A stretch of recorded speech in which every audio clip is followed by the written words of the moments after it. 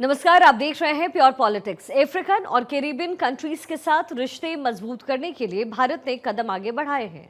PM Modi 2 जुलाई से 9 जुलाई तक अपने अब तक के कार्यकाल के सबसे लंबे विदेश दौरे पर जाएंगे।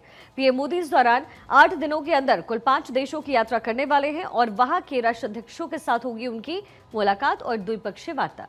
पीएम मोदी जिन देशों की यात्रा करने वाले हैं उन देशों में अफ्रीका, कैरिबियन और दक्षिण अमेरिका की कुछ जो प्रमुख कंट्रीज हैं, जो देश हैं, वो शामिल हैं।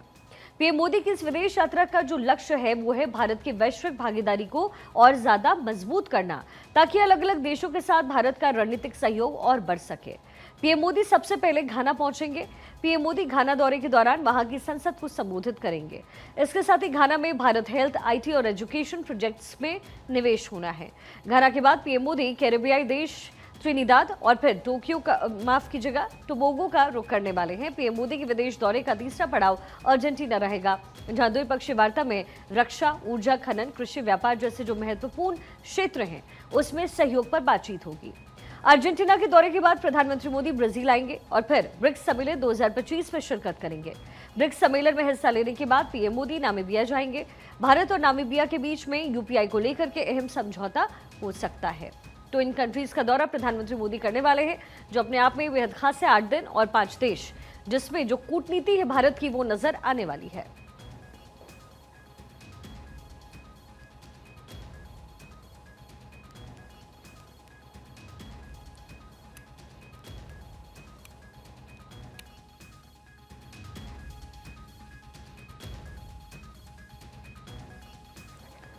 प्रधानमंत्री मोदी का विदेश का दौरा होने वाला है।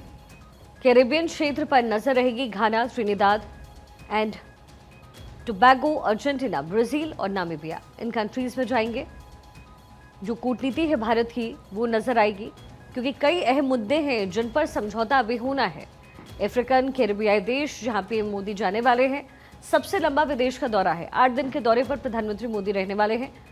कृषि, वैक्सीन प्रोडक्शन, डिफेंस कोऑपरेशन, ये तमाम मुद्दे हैं जिसमें प्रधानमंत्री मोदी बातचीत करते हुए नजर आएंगे इन अलग अलग कंट्रीज से। छोटे छोटे देश हैं, कंट्रीज छोटी है, लेकिन इसका असर व्यापक होगा। एजुकेशन के क्षेत्र में भी कैसे मिलकर के साथ आगे बढ़े। चीन की काट के लिए घाना जरूरी है। अटलांटिक महासागर के तट पर चूंकि घाना स्थित है, ऐसे में ब्लू इकोनॉमी में मददगार घाना के साथ हमारे संबंध हो सकते हैं। घाना से तेल है, गैस है, उसका संभावित आयात भी हो सकता है। सामरिक दृष्टि से भी ऊर्जा जो सुरक्षा है उससे जुड़े हुए जो संबंध है वो स्थापित हो सकते हैं। साथ ही प्रधानमंत्री मोदी की त्रिनिदाद एंड टोबैगो की यात्रा होनी है। 1990 के बाद भारत के कोई प्रधानमंत्री वहां पहुंचने वाले हैं। त्रिनिदाद एंड टोबैगो के राष्ट्रपति और प्रधानमंत्री से मोदी की मुलाकात होगी। प्रधानमंत्री मोदी की त्रिनिदाद एंड टोबैगो की पहली यात्रा है। 1999 के बाद ये पहली बार है जब कोई हमारे देश का प्रधानमंत्री वहां पहुंच रहा है। ये भी एक देश छोटा है, लेकिन इसका व्यापक असर और बड़ा असर होता हुआ नजर आ सकता है। तो प्रधानमंत्री मोदी का ये सबसे लंबा विदेश का दौरा है। 8 दिन और 5 देश के दौरे पर पीएम रहने वाले हैं। अफ्रीकन, कैरेबियाई देश, जिससे भारत का विशेष रिश्ता रहा है, नाता रहा है और एक नए संबंध स्थापित होते हुए आगे भी नजर आने वाले हैं। हमारे पॉलिटिकल एडिटर अदिति नागर इस समय कनेक्टेड है। अदिति, जाहिर तौर पर 8 दिन का वक्त, 5 कंट्रीज और कई ऐसे संबंध हैं जो स्थापित होने हैं, और एक तरीके का जो संदेश है वो ना केवल चाइना को, ना केवल पाकिस्तान को, बल्कि अमेरिका को भी जाता हुआ नजर आएगा। देखिए, प्रधानमंत्री नरेंद्र मोदी लंबे समय से अपने जो विदेश नीति है उसके लिहाज से जो साउथ ग्लोबल की लीडरशिप है उसकी तैयारी में है। और ये जो जिसको 10 सालों में सबसे बड़ा दौरे के लिहाज से देखा जा सकता है, शिखा, उस दौरे में भी आप साउथ लीडरशिप की साउथ ग्लोबल की लीडरशिप के लिहाज से ये जो दौरे हैं 5 देशों के, वो बेहद महत्वपूर्ण हैं। लैटिन अमेरिका हो गया, इसके साथ साथ आप देखें कि अफ्रीका हो गया, कैरेबियन हो गया। इसके अलावा ऊर्जा, ट्रेड को लेकर, ये 5 देश में ट्रेड को लेकर बेहद महत्वपूर्ण है। और ना सिर्फ ये जो छोटे देश हैं उनके साथ साथ, बल्कि भारत के लिए भी, क्योंकि अर्जेंटीना एक ऐसा देश है जहाँ से भारत सनफ्लावर ऑयल और ये ऑयल का जो है इम्पोर्ट कराता है।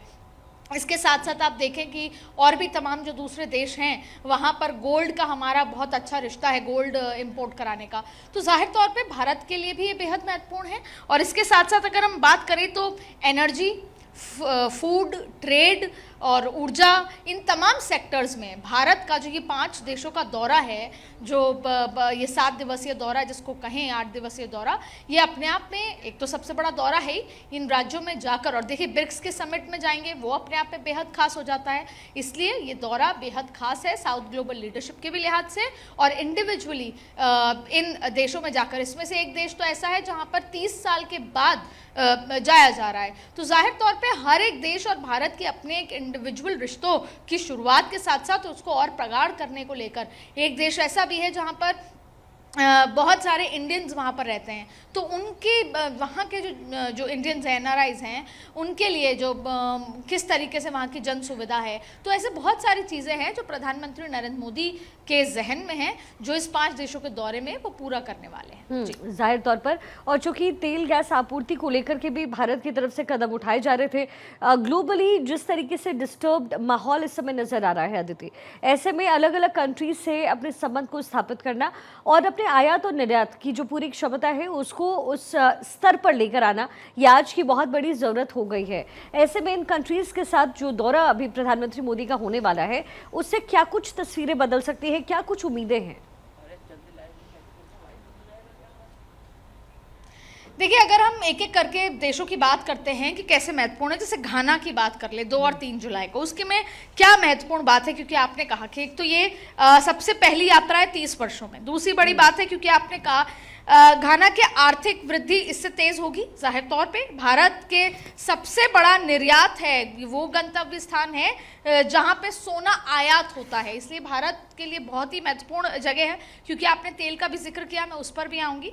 इसके साथ साथ देखिए कि पश्चिम अफ्रीका और अफ्रीकी संघ के साथ सहयोग, ऊर्जा, इसके साथ साथ व्यापार, निवेश, इन तमाम चीज़ों पर फोकस किया जाएगा जब बात घाना की होगी। फिर आप देखिए टोबैगो का जिक्र करें, ये वो जगह है जहाँ पे बहुत सारे भारतीय रहते हैं, यानी कि यहाँ पर 40 से 50% भारतीय रहते हैं अभी। और उनके किस तरीके से उनकी सुविधा हो, उनकी सुरक्षा हो उस देश में, उसके साथ तो प्रधानमंत्री जिक्र करेंगे कि भारतीय मूल की आबादी लगभग 40 से 50% है। इसके अलावा भी गहरे ऐतिहासिक और सांस्कृतिक संबंध इस देश के साथ हैं। तो देखिए यहाँ पर भी व्यापार, ट्रेड के लिहाज से एनर्जी हो गया, फूड हो गया, संस्कृति तो है ही क्योंकि हमारे कई संबंध हैं। इसके साथ साथ भारतीय प्रवासियों के साथ जन स्थिति को मजबूत करना, ये अपने आप में एक बहुत महत्वपूर्ण, पर ट्रेड एक बहुत बड़ा है जहाँ पर कई MOU साइन होने की बात सामने आ रही है। फिर बात आती है अर्जेंटीना, ये भी जियोपॉलिटिकल लिहाज से बेहद महत्वपूर्ण है। 4 और 5 जुलाई को अर्जेंटीना प्रधानमंत्री नरेंद्र मोदी जाने वाले हैं। अब उसमें जिक्र करते हैं, देखिए अर्जेंटीना के राष्ट्रपति के साथ उनकी जब मुलाकात होगी तो उसमें रक्षा, कृषि, खनन, इसके साथ साथ तेल और गैस जिसका आप जिक्र कर रहे हैं, तो टेक्निकली अर्जेंटीना भी बेहद खास हो जाता है। इसके अलावा भी बहुत खास बातें हैं। क्यों? क्योंकि तेल, गैस, नवीनीकरण, इसके साथ साथ ऊर्जा का, फिर व्यापार, निवेश का सहयोग, एक व्यापक बातचीत इस पे होने वाली है। क्योंकि जाहिर तौर पे तेल गैस की चिंता भारत के लिए चिंता वाली बात है। जैसे जैसे जिस दिशा में देश आगे बढ़ रहा है, अरबिक नेशंस का जिक्र कर लें, मिडल ईस्ट का जिक्र कर लें, तो जाहिर तौर पर कहीं ना कहीं पूरे विश्व को तेल गैस महंगे की चिंता है। ऐसे में ग्लोबल लीडरशिप के इस कड़ी में प्रधानमंत्री नरेंद्र मोदी ऑल्टरनेट्स भी देख रहे हैं। इसके साथ साथ देखिए सबसे इम्पॉर्टेंट बात यह है कि अर्जेंटीना भारत को सोयाबीन और सूरजमुखी के तेल का प्रमुख आपूर्तिकारक है। वो हमको सबसे ज़्यादा जो हम लेते हैं, इंपोर्ट करते हैं, वो अर्जेंटीना से ऑयल लेते हैं सोयाबीन का। तो वो उस लिहाज से जो भारतीय कंपनियों के लिए माइनिंग के लिए एक बहुत बड़ा स्ट्रेटेजिक पार्टनर अर्जेंटीना है। और यहाँ पर भी रक्षा पे भी बात होगी, इसके अलावा भी एनर्जी पे भी बात होगी, माइनिंग पे भी बात होगी, सुरक्षा। तो रणनीतिक लिहाज से जो साझेदारी है वो बेहद महत्वपूर्ण हो जाती है जब वो अर्जेंटीना 4-5 जुलाई को जाएंगे। फिर बात आती है ब्राज़ील की। ये इसलिए खास है क्योंकि ब्रिक्स के उस सम्मेलन में जाएंगे। 17वां ब्रिक्स सम्मेलन में शिरकत करेंगे, वहाँ पर रियो जाएंगे और उसके बाद फिर क्षेत्रीय जगह भी घूमने जाएंगे, जैसे कि स्टेट विजिट ब्राज़ीलिया जाएंगे। यहाँ पे देखिए अफ्रीकी देशों के साथ, क्योंकि जब हम ग्लोबल साउथ का जिक्र करते हैं तो अफ्रीकी देशों का बहुत महत्व होता है। तो आप देखिए भारत और ब्राज़ील के बीच व्यापार के नेतृत्व में रक्षा एक बहुत महत्वपूर्ण बात है, ऊर्जा है, अंतरिक्ष है, कृषि है। कृषि इसलिए कि साउथ अफ्रीका में एक बड़ी संख्या में जो कृषि लिहाज से बहुत एग्रीकल्चरल कंट्री उसको कहा जाता है। फिर स्वास्थ्य है, प्रौद्योगिक की साझेदारी है। इन तमाम बहुत सारी ऐसी जगह होंगी जिन एमओयूज पे बड़े उसमें साइन किया जाएगा। इसके साथ साथ देखिए सामरिक महत्व भी बहुत ज़्यादा है। क्यों? देखिए ब्रिक्स ब्लॉक में भूमिका भारत की, ये अपने आप में, क्योंकि भारत अपनी बात रखेगा। ब्रिक्स सम्मेलन अपने आप में बहुत महत्व रखता है। भारत चाहे टेररिज्म के खिलाफ हो, चाहे फिर जो हालात हैं मिडिल ईस्ट और देशों के, उनके लिहाज से भारत का क्या स्टैंड होता है, हाल ही में भारत जिन चुनौतियों से गुजरा है उसका क्या स्टैंड होता है, अपनी तमाम बात रखेगा। और रक्षा मामले में भी तमाम बातें की जाएंगी। एंटी टेररिज्म पर भी कई बार चर्चा होगी। इसके साथ साथ ग्लोबल अलगाववाद, जो भारत का एक सबसे फेवरेट टॉपिक है और इस समय वो लीड कर रहा है इस मामले में, कि कोई साथ हो या ना हो, ग्लोबल जो अलगाववाद है उसको लेकर वो लीड करना चाहता है, एंटी टेररिज्म बात, तो उस पर उसके खिलाफ संयुक्त राय बनाने की कोशिश भारत की होगी। इसके साथ साथ वैश्विक शासन सुधार, हम यूएन का असल जिक्र करते हैं कि उसको इसलिए लेकर आए थे वर्ल्ड वॉर 2 के बाद, जैसे वो वैश्विक शासन सुधार कर सके, कोई एक देश अपनी मनमानी ना करे, वो एक पपेट बन के ना रह जाए, उसको लेकर भी बात होगी। इसके साथ साथ एआई व जलवायु स्वास्थ्य से जुड़े मुद्दों पर सहयोग किया जाएगा। अब आप देखिए कि इसके साथ साथ देखिए नामीबिया बेहद खास है। नामीबिया पहले भी प्रधानमंत्री जा चुके हैं, वहाँ उनका भाषण हो चुका है, तो उस लिहाज से नामीबिया और व्यापार हमारा भारत और नामीबिया के बीच $3 मिलियन से $600 मिलियन का बड़ा है। तो आप फिर उस लिहाज से समझ सकती हैं कि कितना खास है। यहाँ पर भी खनन निवेश का जिक्र करें, अफ्रीका के साथ आर्थिक और रणनीति का जिक्र करें, विकास साझेदारी संसाधन, ये अपने आप में बेहद महत्वपूर्ण है। भारत का तीसरा प्रधानमंत्री का इसको दौरे के लिहाज से देख सकते हैं। मोदी संबोधित भी कर चुके हैं वहाँ की संसद को। अब बात आती है, जो अगर हम समग्र महत्व का जिक्र करें तो सबसे बड़ी बात जो मैंने शुरुआत में कही थी, global south leadership, energy, trade, इन तमाम, और रक्षा क्षेत्र, इन तमाम में ये पांचों राज्य बेहद खास महत्वपूर्ण है। भारत का भी फायदा और उन देशों का भी फायदा इस दौरे के लिहाज से देखने को मिलेगा और ट्रेड बहुत बड़ी संख्या में बढ़ने की उम्मीद है। अदिति, घाना हमारे लिए बहुत ही इंपॉर्टेंट देश है, वो इसलिए भी क्योंकि जाहिर तौर पर चाइना जो है उसके पड़ोस में है, और ऐसे में चाइना को भी एक तरीके का संदेश, क्योंकि इन दिनों हमने देखा है जिस तरीके से ऑपरेशन सिंदूर को ऑपरेट किया गया भारत की तरफ से, और जो तस्वीरें निकलकर सामने आई वो सिंपली ये थी कि पाकिस्तान को सैटेलाइट के जरिए और जो कुछ तस्वीरें हैं वो दिखाने में चाइना का बड़ा योगदान था। इनडायरेक्टली तो वैसे भी वो हेल्प करता ही है, लेकिन कई बार वो डायरेक्टली खुलकर आता है, और जो BRO प्रोजेक्ट है वो भी बहुत ज़्यादा इंपॉर्टेंट है चाइना के लिहाज से भी। तो घाना में मौजूदगी जब भारत की होगी तो किस तरीके का संदेश आएगा और इसका असर कैसा होगा? देखिए, पिछली बार भी जब प्रधानमंत्री का हालिया में दौरा हुआ था तो टर्की को संदेश दिया गया था। टर्की को संदेश देने के लिहाज से वो वहाँ गए जहाँ पर टर्की उस जगह नहीं पहुँच पा रहा जहाँ वो जाना चाहता है। तो प्रधानमंत्री नरेंद्र मोदी अपने इस रणनीति के जरिए कई जगह कई बार संदेश देते हैं। तो जैसे पिछली बार उन्होंने टर्की को संदेश दिया था, इस बार जाहिर तौर पे चाइना को रह रहकर कई बार संदेश देते हैं। और चाइना ही एक बड़ी वजह है कि कई बार हम अमेरिका के साथ कई अलग तरीके के संबंध कर सकते हैं, लेकिन चाइना के लिहाज से भारत भी अमेरिका के लिए महत्वपूर्ण है। और अमेरिका, अब देखिए घाना का जिक्र करें तो द्विपक्षीय दौरा जो होने वाला है और जो जोग्राफिकल इलाका है घाना का, वो अपने आप में बहुत खास है, जैसा आपने कहा कि चाइना बॉर्डर है। दूसरी बड़ी बात है कि प्रधानमंत्री नरेंद्र मोदी साउथ ग्लोबल की लीडरशिप इसलिए ही करना चाहते हैं जिससे कई मुद्दों पर चाइना को जिसे मात दी जा सके, चेक एंड मेट किया जा सके।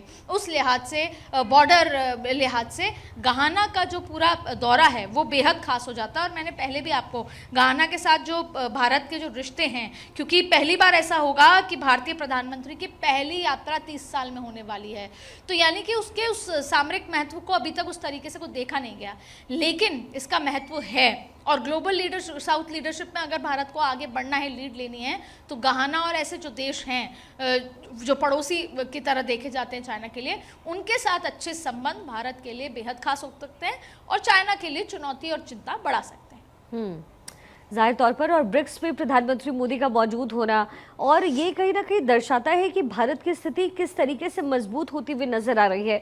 जो विश्व पटल है उस पर भारत का ग्राफ किस तरीके से आगे बढ़ा है अदिति, और अब रक्षा के क्षेत्र में भी भारत का योगदान तेजी से बढ़ रहा है। और यही वजह है कि न केवल अब इम्पोर्ट किया जा रहा है बल्कि एक्सपोर्ट की दिशा में भी भारत आगे बढ़ गया, और इन कंट्रीज के साथ संबंध इसको और ज़्यादा पुख्ता भी करेंगे। देखिए, भारत ये सोचा भी नहीं जा सकता था कि भारत रक्षा एक्सपोर्ट में इतना ज़्यादा आगे बढ़ेगा। आप देखिए कि रक्षा हम डिफेंस के मामले में बहुत ज़्यादा जो दूसरे देशों को, जो छोटे देश हैं, उनको हम अपना सामान जो दे रहे हैं वो अपने आप में बेहद खास हो जाता है। तो यही सबसे बड़ी वजह है। उसके साथ साथ भारत वो कंट्रीज़ जिनको चाइना, हमेशा की तरह ये बात है, स्ट्रेटजी है कि चाइना जिनको डेट देता है, चाइना जिनको उधार देकर उनके जो जमीन पर कब्जा करता है, भारत यही करता है कि हम आपको मदद देंगे। आप देखिए, इनमें से कई जगह ऐसी भी है जहां पर वो भारत उनको वैक्सीन के लिहाज से भी मजबूत करना चाहता है। वो चाहता है कि छोटे छोटे देश अलग अलग चीज़ों पर मजबूत हों, तो उनका जो सामरिक दृष्टिकोण से वो महत्व बढ़े। और क्योंकि बड़े भाई की भूमिका में भारत है, तो वो ग्लोबल साउथ लीडरशिप में एक लीडर की तरह उभरे। तो हर एक देश का दौरा अपने आप में स्ट्रेटेजिक लिहाज से बेहद महत्वपूर्ण है। देखिए, विदेश नीति जाहिर तौर पे ऐसा नहीं होता जो एक दिन में तय की जाती है। विदेश नीति किसी भी देश की या किसी भी सरकार की, उसको समय लग जाता है कि उसका स्टैंड क्या है। आप देखिए कि ईरान के साथ अमेरिका का जो लड़ाई है वो आज का नहीं है, वो तब से है जब वो उनका तेल, जब यूके ब्रिटेन का जो हक समझते थे, ब्रिटेन अपना, रशिया अपना हक समझता था। फिर वर्ल्ड वॉर 2 के बाद अमेरिका उसमें घुस आया। वो सोचता था कि वहाँ के जो, और यूएस की कंपनीज वहाँ पे जाके तेल के लिए काम करती रही, तो वो ईरान को हमेशा से उस तरह से यूटिलाइज करना चाहते हैं। और तब से लेकर अब तक जो विदेश नीति अमेरिका की रही है ईरान को लेकर, वो जिस तरीके से रही है, जाहिर तौर पे विदेश नीति अपने आप में एक ऐसी चीज़ है जो एक लंबा दौर लगता है किसी भी देश की विदेश नीति समझने के लिए। प्रधानमंत्री नरेंद्र मोदी ने पिछले 11 सालों में अपना एक स्टैंड रखा है कि वो सबसे पहले भारत और भारतीयों के महत्व को देखेगा, उनके फायदे को देखेगा और फिर कोई फैसला लेगा। चाहे फिर आप देख लीजिए रशिया के साथ यूक्रेन के मामले में, ईरान इजराइल के मामले में, हर मसले पर भारत, और टर्की के साथ भी भारत ने अच्छे संबंध स्टैब्लिश करने की कोशिश की थी, व्यापार भी हुआ था। और लेकिन हर बार जिस तरीके की ग्लोबल स्थितियां बदलती जा रही हैं, भारत खुद को हर बार छोटे बड़े देशों के साथ खड़े करके एक अपनी विदेश नीति और अपना एक स्टैंड पॉइंट रखना चाहता है। ये तो यूएन की नाकामी है कि भारत अभी तक यूएनएससी तक नहीं पहुंचा, लेकिन अगर भारत यूएनएससी तक पहुंचता तो जाहिर तौर पे साउथ ग्लोबल के जो बाकी जो देश हैं वो अपने आप में बहुत उस लिहाज से देखते हैं कि भारत है जो हमारा स्टैंड रख सकता है। तो जाहिर तौर पे भारत लगातार प्रयास कर रहा है, छोटे बड़े देशों में जा रहा है, जहां 30 साल से कोई नहीं गया वहां पर भी प्रधानमंत्री जाके अपने रिश्तों को और प्रगाढ़ कर रहे हैं और सीधा सीधा समझा रहे हैं कि भारत उन तमाम देशों के साथ दोस्ती रखेगा जिनके साथ उसका व्यापार बढ़ेगा, जिनके साथ भारतीयों का फायदा होगा, और दोनों साथ मिलकर अपने बायलैटरल रिश्तों को आगे बढ़ाएंगे। एक तरीके की कूटनीति है जो रणनीतिक तौर पर सामने आती है अदिति, जब भी विदेश यात्रा पर प्रधानमंत्री मोदी होते या फिर विदेश नीति का जिक्र होता है। लेकिन देश के अंदर इस यात्रा का क्या प्रभाव पड़ने वाला है, वो भी ये देखते हुए कि आने वाले दिनों में चुनाव भी होने वाले हैं। ऐसे में स्ट्रेटेजिकली और फिर ऑपरेशन सिंदूर के लिहाज से भी क्या संदेश जाएगा, क्या बदलाव आने वाले दिनों में देखा जा सकता है? देखिए, विदेश नीति जैसा मैंने कहा कि एक ऐसी चीज़ है जो निरंतर चलती रहती है, जैसे राजनीति है, निरंतर चलती रहती है। कभी नमाजवाद वर्सेस समाजवाद पे हो जाती है, तो कभी वक्फ कानून पे हो जाती है, तो कभी जाति जनगणना पे हो जाती है। निरंतर एक राजनीति। जाहिर तौर पे बिहार का चुनाव सभी पॉलिटिकल पार्टी और भारत के लिए महत्वपूर्ण है, क्योंकि हर बार ये देखा जाता है कि अब देश का मूड किस लिहाज से है, बिहार की जनता का मूड क्या है। लेकिन इसके इतर आप दो तरीके से समझिए। ऑपरेशन सिंदूर जारी है, प्रधानमंत्री नरेंद्र मोदी कह चुके हैं, और जिसके लिए वो हर संभव प्रयास कर रहे हैं। उनका एक स्टैंड है कि वो टेररिज्म के खिलाफ चाहे कोई साथ हो या नहीं हो, वो आगे बढ़ रहे हैं, जिसको लेकर उन्होंने डेलीगेशंस भी भेजे, तमाम चीज़ें की। इसके साथ साथ अपनी महत्वपूर्ण बात यह है कि आपने अभी देखा कि जल जो सिंधु जल समझौते को भी एक बार फिर आउटरीच प्रोग्राम के लिहाज से लेकर जाएगा। अब ब्रिक्स सम्मेलन में जो वो जाएंगे वहाँ पर भी वो ये बात करेंगे कि कैसे रक्षा मुद्दों पर बात की जाए, कैसे टेररिज्म के मुद्दों पर बात की जाए। तो जाहिर तौर पे ब्रिक्स सम्मेलन में भी प्रधानमंत्री का जो स्टैंड होगा, भारत का जो की तरफ से जो स्टैंड होगा, वो अपने आप में बेहद खास होगा, जिसका एक बड़ा मैसेज आएगा। देखिए, भारत में प्रधानमंत्री नरेंद्र मोदी को एक उसके साथ जोड़कर देखा जाता है कि 56 इंच की छाती है, प्रधानमंत्री नरेंद्र मोदी हैं, घर में घुस के मारते हैं। तो इन तमाम गतिविधियों से, अलग अलग वैश्विक मंचों पे प्रधानमंत्री के बयान से समझ आता है कि भारत अपना स्टैंड खुलकर बिना किसी से डरे या बिना किसी के दबाव में या इंटरनेशनल बयान दबाव में वो रखता है। तो जाहिर तौर पे इसमें एक इम्पैक्ट होता है। देखिए, हमेशा जब चुनाव होता है तो एक फीडबैक हर पॉलिटिकल पार्टी लेती है। भारतीय जनता पार्टी ने भी ऑपरेशन सिंदूर के बाद एक फीडबैक लिया। एक परमानेंट वोटर होता है, एक स्विंग वोटर होता है, एक नेगेटिव वोटर होता है। जाहिर तौर पे बिहार में भी एक हर लिहाज से सर्वे होगा, जिसमें एक ऑपरेशन सिंदूर के बाद का जो रिएक्शन है उसका भी सर्वे होगा। तो ये तमाम देश यात्राएं, वहाँ से आया हुआ मैसेज, संसद में बोली हुई बात जो 21 जुलाई से शुरू होने वाला है, ये हर एक चीज़ मिलकर चुनाव का मूड तय करता है। और भारतीय जनता पार्टी ये कहती है कि हम चुनाव जीतने के लिए लड़ते हैं और उसके लिए हर संभव प्रयास करते हैं, चाहे वो मैसेज वैश्विक मंच से देना हो। अक्सर देखा होगा आपने कि वोटिंग क्या होती है, लेकिन कहीं ना कहीं प्रधानमंत्री विदेश में जाके तो उसका मैसेजिंग होती है, फिर विपक्ष आरोप लगाता है कि वहां जाकर कहीं ना कहीं वोटिंग को प्रभावित करने की कोशिश है। बंगाल में चुनाव है तो वो बांग्लादेश, एक पुराना जिक्र अगर मैं आपसे कहूं, ऐसे कई बार ऐसी चीजें होती हैं। तो प्रधानमंत्री नरेंद्र मोदी के हर एक एक्शन का इम्पैक्ट भारत में देखने को मिलता है। इस 7 दिवसीय यात्रा का भी देखने को मिलेगा। जी बिल्कुल। तो देखिए, उम्मीदें बहुत सारी है और एक रणनीति के साथ ये जो बातचीत है वो होनी है, और 5 कंट्रीज जहां 8 दिन के दौरे पर प्रधानमंत्री मोदी होने वाले हैं। अदिति, बहुत बहुत शुक्रिया इस पूरे विश्लेषण के लिए।